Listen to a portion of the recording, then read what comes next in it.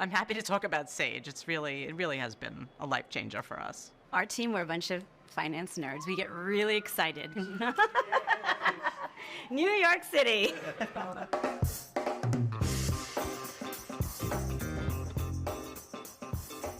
The James Beard Foundation was formed in 1985 after the passing of James Beard, who was known as the Dean of American Cookery in his day. And his focus was really on the culture of American food. After his passing, the James Beard Foundation continues his work. Over the last 5 years, we've grown significantly. More events, more programs, more sponsorships that we are engaging, and there was a lot of manual work being done. Being able to look at your actual versus budget was something that QuickBooks did not enable us to do. It was inefficient, it was cumbersome. We were like a dinosaur working in the modern world. What I like about Sage is the flexibility. The canned reports that are already in place, you can build upon them, you can customize them, and that makes it really easy for us to build department-specific reports so that our VPs can actually look at the information in the way that's meaningful for them. We've gone through now 2 audits with Sage as our platform, and they've been really, really smooth.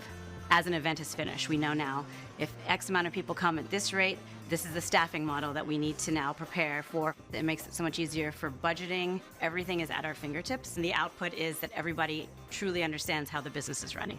The time that is saved enabled me to improve the quality of my work, the effectiveness of my work, and therefore I can then have a little time to unwind.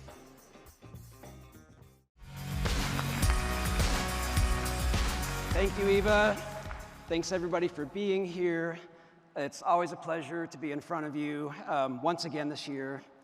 Thanks for giving me your time. I know that you've got a lot to do while you're here, and I really appreciate that you're going to listen to me talk about technology. I was reflecting on Steve's keynote yesterday and some of the reactions to the things he said, and when he said that we want to eliminate the close, it got an amazing reaction from the crowd. Now, I went back to 2017 when I first told this audience that we want to eliminate the close, and the reaction at the time was a little different. It was crickets. There was some squirming in chairs. That message wasn't quite timed yet for an audience that was receptive to it. So I wanted to do something fun this year to talk about the close, to open up the keynote. Now, I work with some really smart people. There's a woman on my team. Her name is Sophia. She just joined my team from the security organization. And I said to Sophia, let's find something fun to open the keynote with about the close. And she goes away for a couple days. She comes back. We get on a call. She's really downtrodden. She says to me, I'm sorry, Aaron. I simply can't find anything fun about the close. And so I decided to do some research to find out how long have we not been having fun with the close. So I've gone back in history. I found a textbook from 1900. This is the first textbook, I think, that talks about the trial balance potentially not balancing. I love that it's called a trial balance. The name implies that it probably won't balance the first time. So it's called out here what you do when that happens. Going back another 50 years, this is a great textbook on accounting. For some reason, there's 4 books on single ledger, 6 books on double ledger, and 1 book on steamboat accounting. This is the first textbook, I think, that refers to having to sign the ledger in red ink, which is pretty traumatic. All right, so the real answer is you got to go all the way back to Petroli in 1494. Many of you know that Petroli is my spirit guide. I really love to rely on the ancient Latin text that he penned about double entry accounting. So you kind of have to trust me on this one, that there's some Latin text here that talks about the monthly close. Okay, just trust me that that's what it's talking about. But if you fast forward 530 years since we started talking about the monthly close, we've just completed our annual Close the Books audit. We talked to 1,000 finance leaders. And the answer from those leaders is, once again, we spend about 25% of our time in the accounting team working on the close. And that's time that could be spent doing really valuable things that are much more enjoyable than the close. And we all know the reason why we're spending 25% of the time. There's too much manual data entry. We're still having to reconcile discrepancies between systems. We're having to chase employees to get things submitted, reviewed, or approved. And while we're dealing with that trauma, The standards are evolving, and the personal implications for getting it wrong are increasing. And so it's not just about that 25% of time that we're losing. If we can get that time back and apply it to more important things, what's the result for the businesses that we work in?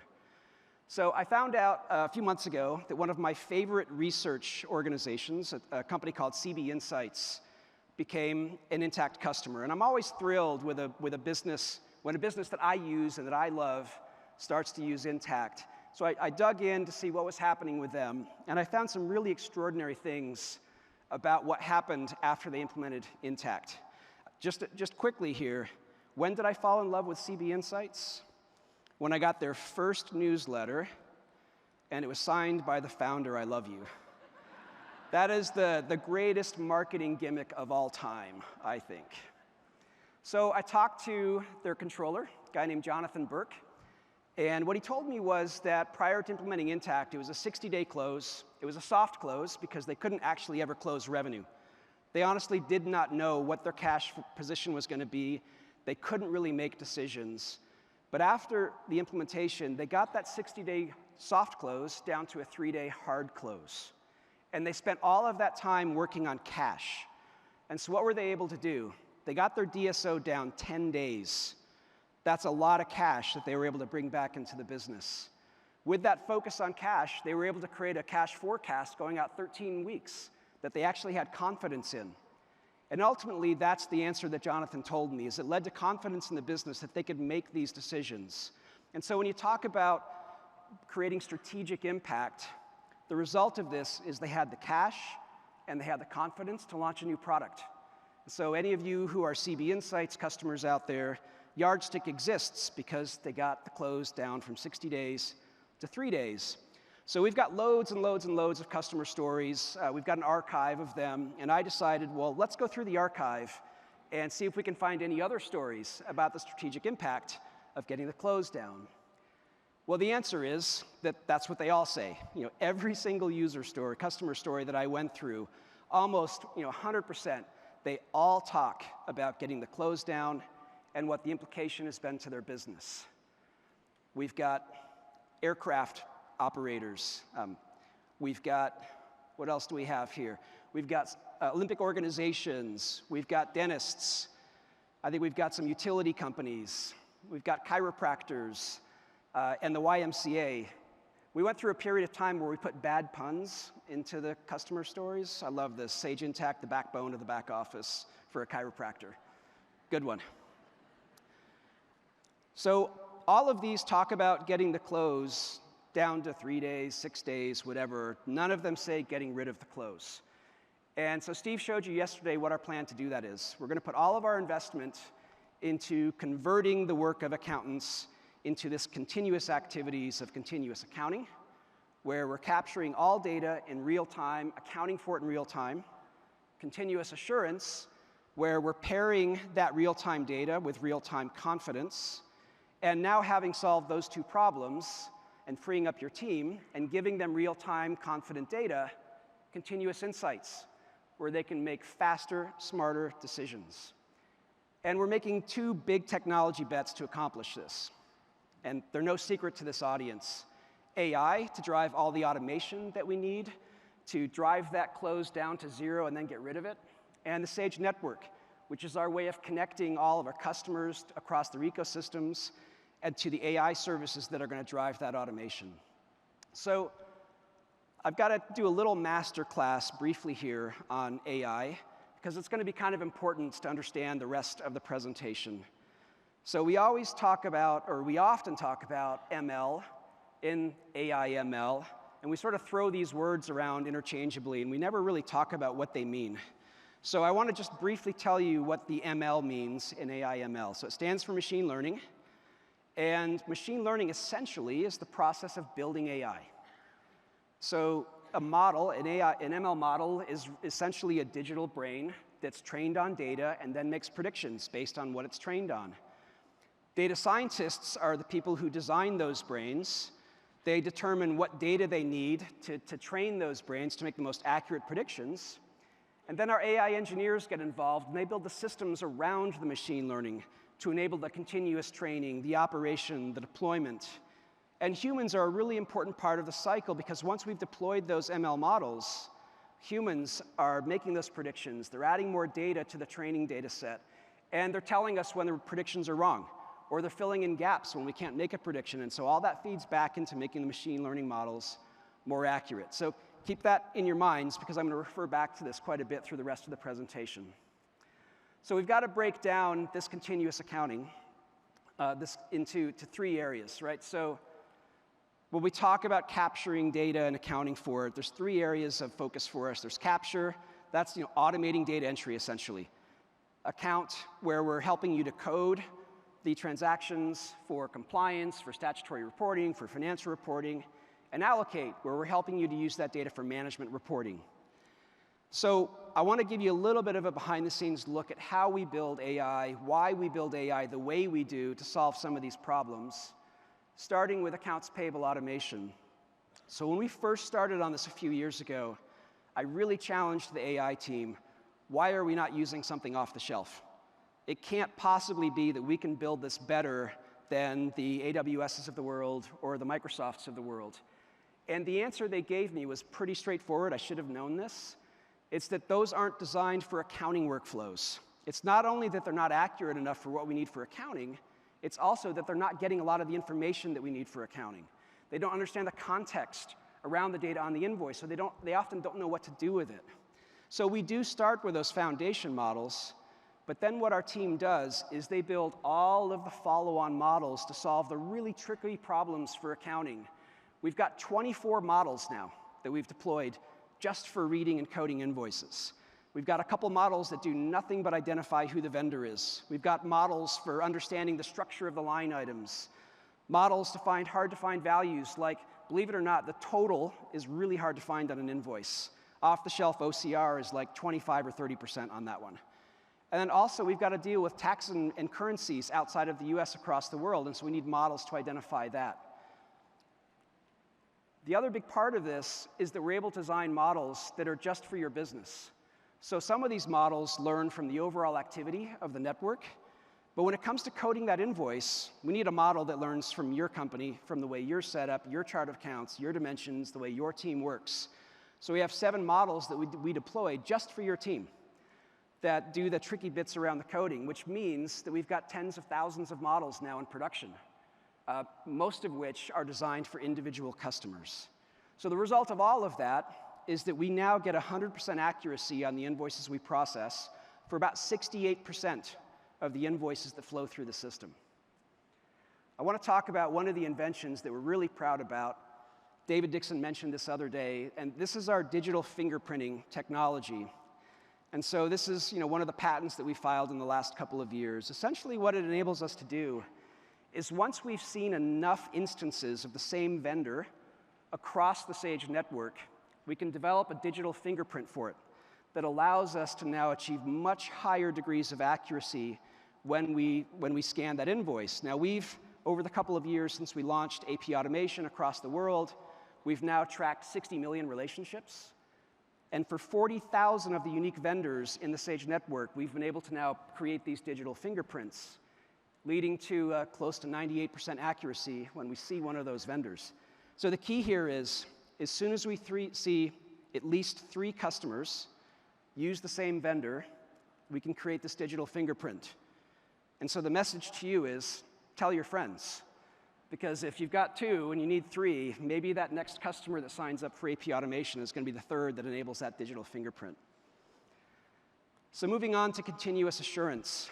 The message here is really, really simple.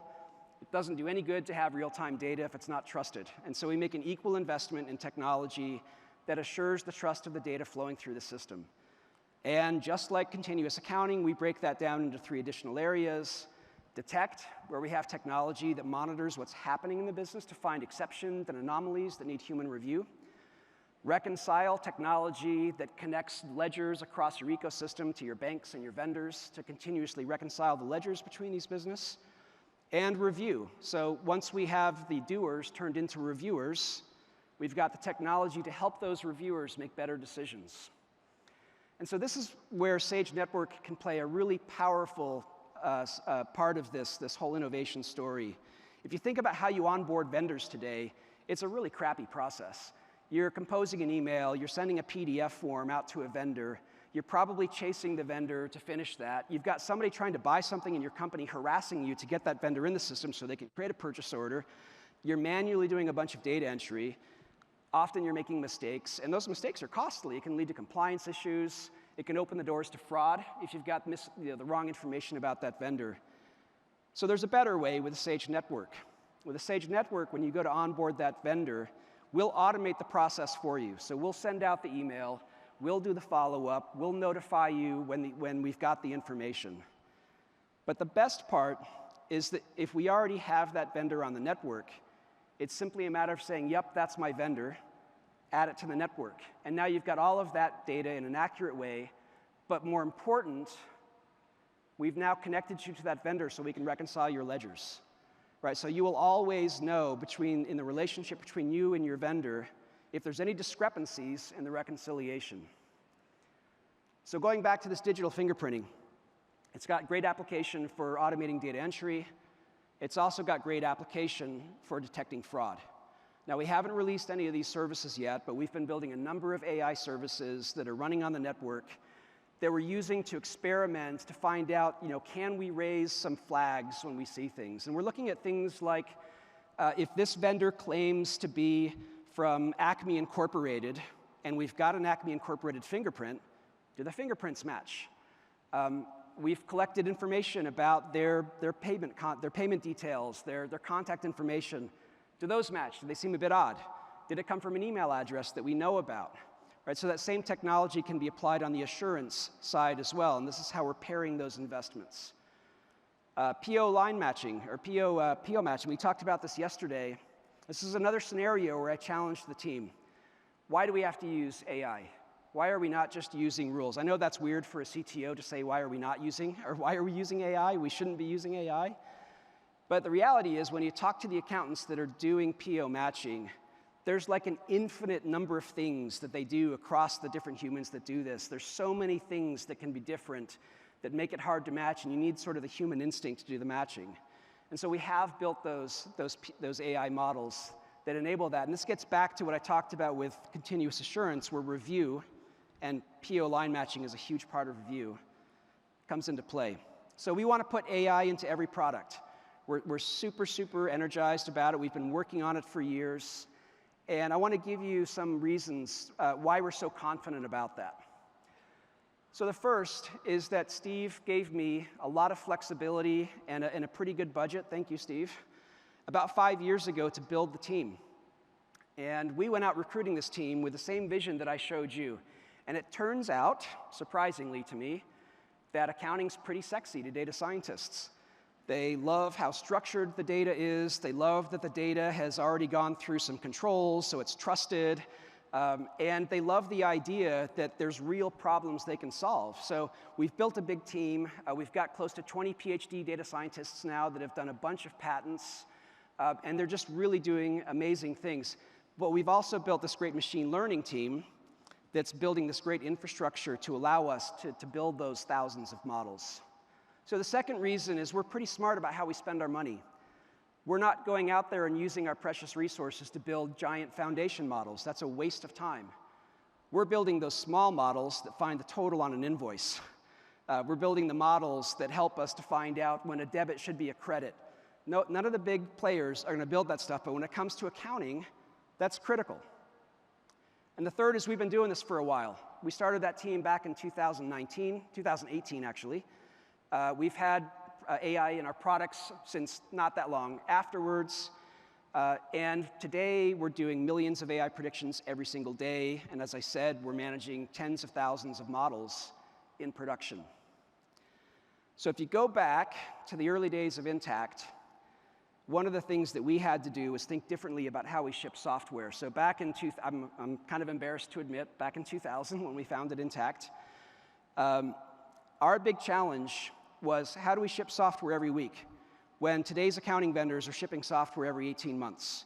And how do we ship software in such a way that every customer gets the same version automatically and they don't have to do anything? That sounds normal to us today. At the time, that was really, really different. And so we had to invest in this massive infrastructure to enable us to scale up while doing these releases every day and keeping every customer on the same version. And those investments led to a lot of innovation.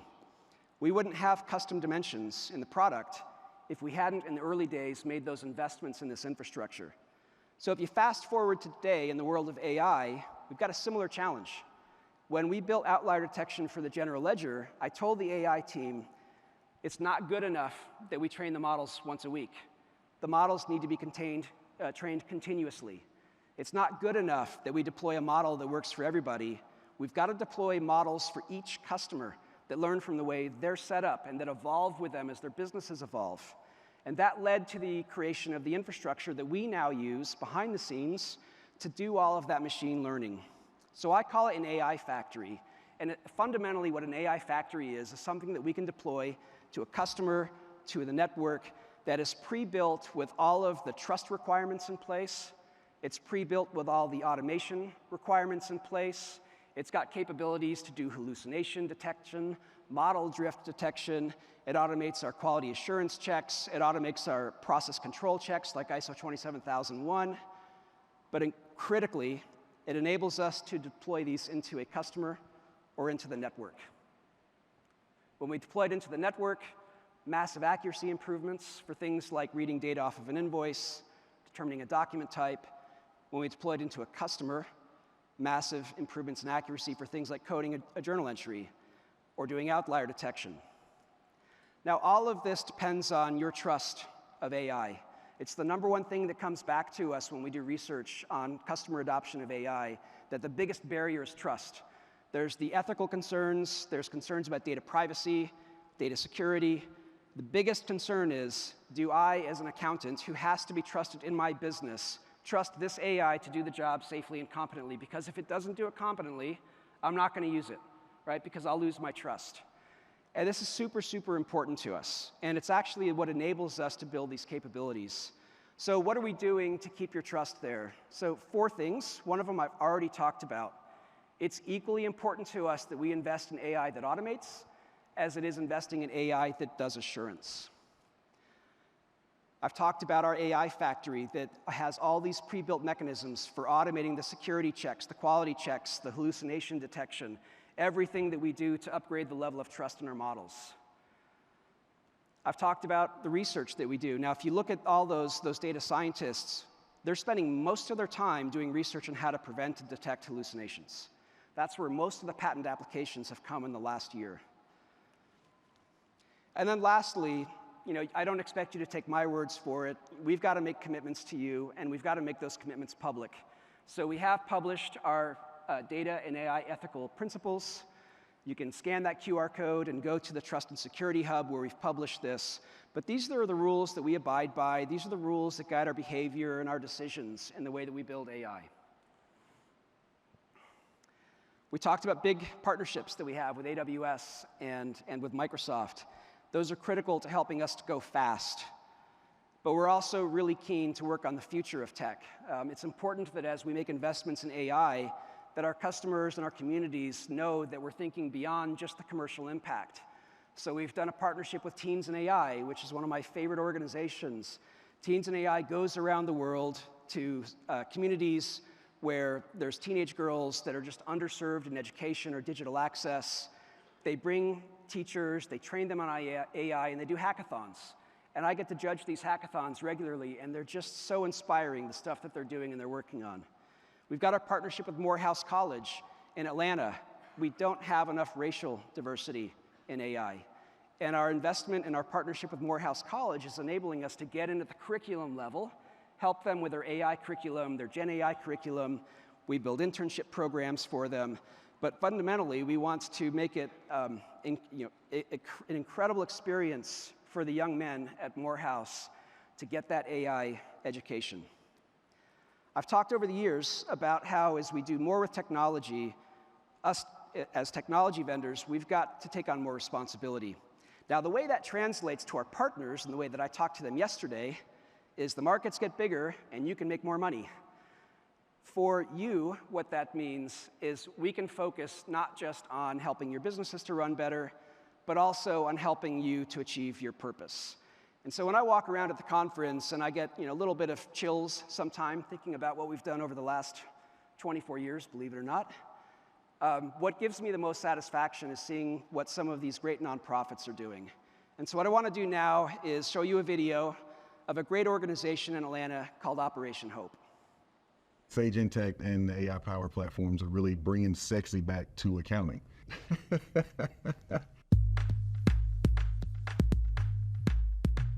Operation Hope is the largest nonprofit in the U.S. that focuses on financial literacy and financial empowerment. There is a huge problem with financial literacy in the U.S. Really being able to educate people on what those things are, how to benefit yourself with them, how to create a budget, how to stick to a budget, how to be smarter with your money. We raise an individual, the whole boat rises. We really think it helps the whole U.S. economy. We were fortunate enough to be an early adopter for the AI platforms with Sage Intacct, the first one being AP automation. We jumped on it as soon as we could. It's a very smooth transition. It was so simple. Now I can just email a bill directly into Sage Intacct. It reads directly what's on the bill. AI, it's not there to replace you, it's there to help you. The whole process is just, it's quicker, it's easier, especially being on 2 different coasts of the US. The entire process is just sped up. I don't have to wait for a West Coast person to wake up. We also use the geo outlier detector. The biggest benefit of that one is it just catches mistakes. It makes everybody look better. It makes data entry easier. It makes review easier. It's like having an assistant, a little personal assistant helping you make journal entries because it caught all those things in the beginning. It helps get time back. We're able to drill down to a deeper level to be able to provide more reliable and accurate information to those who need it. It helps our team do everything that they've been doing just faster and smarter.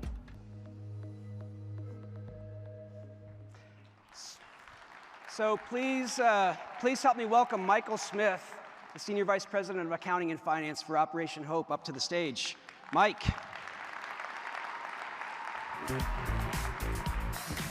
you so much for having me. Wait. Okay. Full disclosure, they offered seats so that this wouldn't happen, and I said no. He didn't. He manned up. He said, no, I got it. I'm going to own it. I'm going to own it. So let's start with what I just mentioned. How is Operation Hope using technology to further your purpose, to go faster with what you want to achieve at your foundation? Yeah, so just like I said in the video, just like you said a second ago, Sage Intacct really is helping bring sexy back to accounting. So most people, not the people in this room, obviously, when you hear accountant, they think of some person, some guy hunched over a 10 key in some dark corner. But that's not the case here. Sage Intacct really helps us be modern and be cutting edge. It helps us not be tied to a desk, not be tied to a time zone. It helps us collaborate internationally. So for example, and not to poach any employees, but we're hiring a senior accountant right now. And because of the because of the cloud-based platform of Sage Intacct, that person can sit anywhere and still help drive the mission and drive the purpose of Operation Hope. That's awesome. So I mentioned earlier that in our research, trust is the biggest barrier to overcome in adopting AI. Surely you had to go through that cycle. So what did you do? What was the experience, and how have you overcome that barrier? Oh, for sure. First, I do want to congratulate you on that QR code. I hope everybody scanned it. I definitely did. So Operation Hope, we're in a kind of unique space where our board is crazy. One person that's on one of our boards is Sam Altman, the founder and creator of OpenAI and ChatGPT. He's partnered with us to start the AI Ethics Council. And so what that is, it's kind of like the Bill of Rights or the Constitution or the 10 Commandments of what AI will be allowed to do. Kind of put those limitations and definitions on it so it doesn't turn into the Terminator movie, which I'm sure we're all kind of in the back of our mind thinking about. So the good part about that is we've had the opportunity to have behind-the-scene conversations with Sam and really understand what AI is, what AI does, what it's going to do, and how you can use it. I know for me, when they announced Copilot yesterday, the first thing I thought is, this is like a personal assistant for me. And for me, personal assistant is not scary. I'm going to use it and I'm going to love it, so I can't wait till it rolls out. Awesome. So last question. It gets personal when you talk about accounting and how hard sometimes things like the close are and getting through audits. So it's personal. So how has this impacted you personally? So a personal question. I like it. I like it. So to answer this, I kind of have to give a personal and vulnerable answer. So I'm a single father with full custody of 2 daughters. So one of the biggest things for me is how do I get time back to be a dad? I'm sure people in the same situation feel like you either burn the candle at both ends or just stretch thin, right? So it's really helpful for me to be able to, whether it's email a bill over and let AP automation handle it, or take some huge allocation entry and upload it or import it and let GL Outlier Detector review it for me and say, hey, something's not right, double check this, look at this. Just being able to get time back with that. And then when you just mentioned shortening the close and eliminating the close, like those things, it's gonna give me so much time back to just try to be a fantastic father. And I thank you for it. Awesome. Awesome. Thank you so much for joining us. Thank you. It was a pleasure. Appreciate it. So what are we doing with generative AI to make everything better? There's really 2 simple things. Generative AI enables us to reach everybody else in the company with accounting, right? So that people like me don't have to log into an accounting product to approve a purchase order. Or people like me don't have to log into accounting to find out if I have enough budget to hire my next headcount. This is huge. It's going to reduce a lot of the burden on your team, but it's also going to speed up the workflows that depend on other employees. The second thing we're doing is the real magic behind large language models is we're taking their understanding, their ability to write code, to understand complex instructions, and we're giving AI the ability to not just do simple tasks, but to own entire workflows. So I don't expect you to trust me. I hope you do. I showed you some Latin earlier about the close from Pacioli in the 1494 text that he wrote. So I decided, just for proof, that I would ask ChatGPT to translate the Latin for you. Now, if you can't read this, the translation is, closing the month is worse than the rack, but it's all that we have until we get better technology. So the better technology has arrived, and that's Sage Copilot.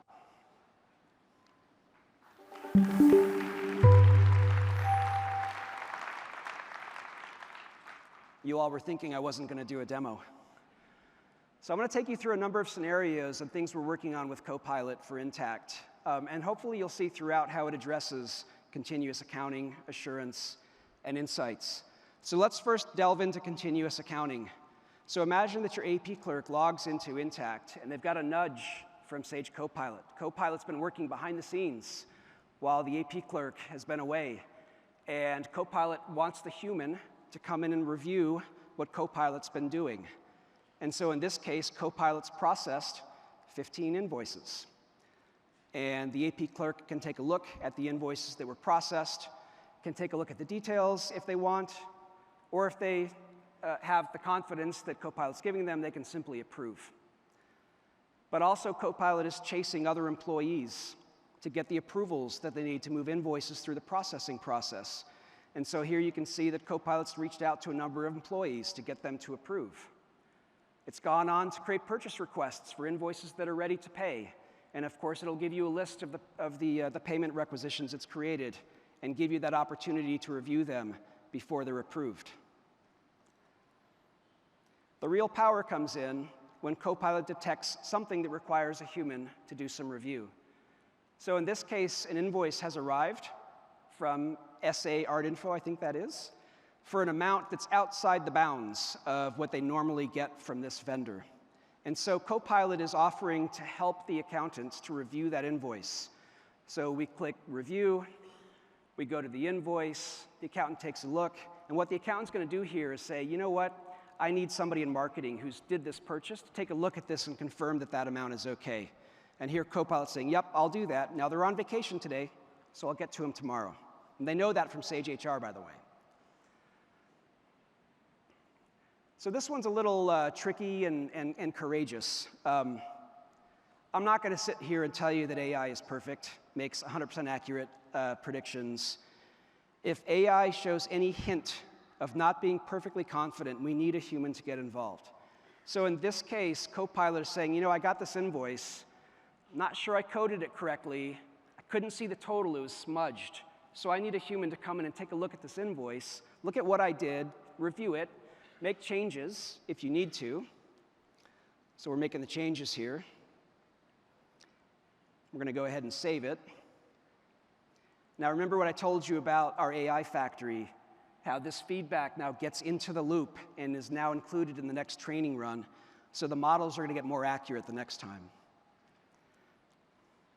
So that's automation. So what about, thank you. So what about chasing employees? So you're trying to get the month closed. You need to know how much to accrue on a purchase order.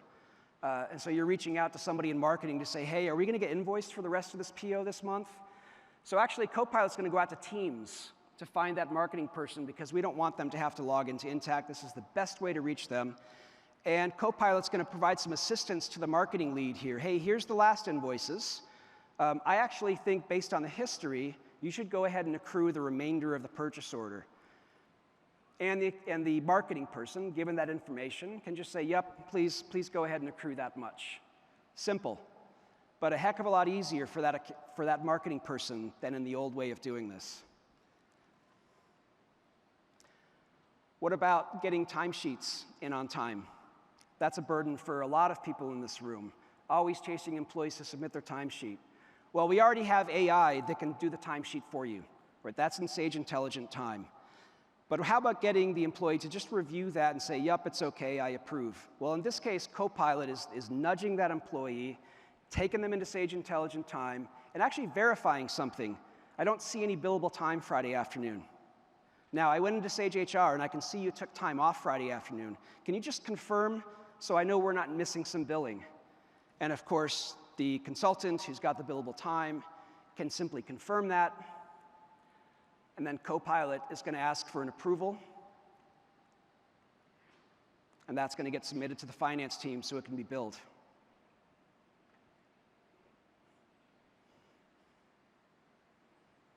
All done. So now, what about chasing customers and vendors when you need them to get things done? So this is a really powerful example of what we can do in the Sage network.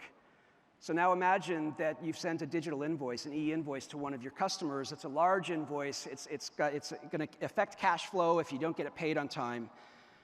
Since it was delivered in the network, we know the status of that invoice over at our customer. And Copilot has picked up on the fact that this invoice hasn't actually been accepted yet by that customer. And it's suggesting, hey, maybe we need to reach out here because this is going to affect cash flow, and it's offering to write that email to the customer. It's going to do that Dunning's letter for you. Now, you can review it.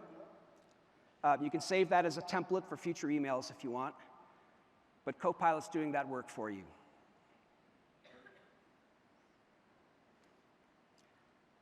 Okay, so some of you may have noticed that I only talked about continuous accounting and continuous assurance. The purpose of those two investments are to get your data real time and to get them trusted. So what can we do now if we have real-time trusted data?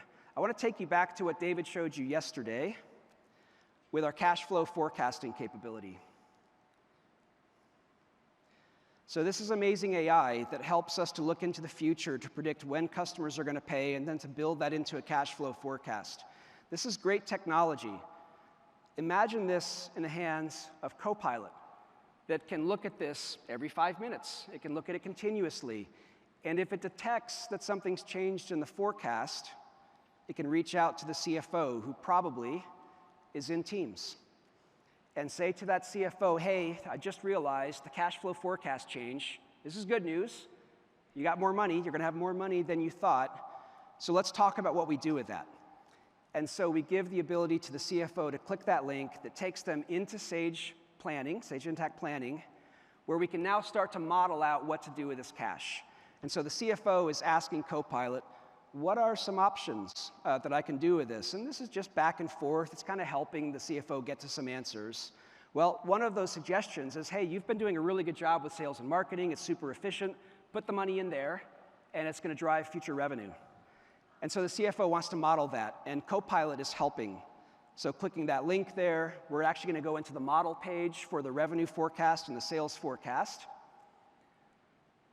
And Copilot is showing to the CFO, here's how your related forecasts changed based on an assumption that we're putting this money into marketing. Here's how your expense ramps, here's how your revenue following that ramps up, and here's the impact on your margin. Now, Copilot's going to give a couple of other examples. In this business, there's an opportunity to pay off a loan earlier. There's implications to that. There's an opportunity to make a capital investment earlier. We know about those capital investments because they're in Sage planning. And ultimately, what the Copilot's going to do, as Mike said, as the personal assistant, is going to take the advice there, put it into a PowerPoint, and enable the CFO to deliver that to the team, and they can make a human decision about it. So hopefully, what you've seen through the demo of Copilot and all the other things I talked about today, just how serious we are about eliminating the close through continuous accounting, continuous assurance, and continuous insights. Thank you, everybody.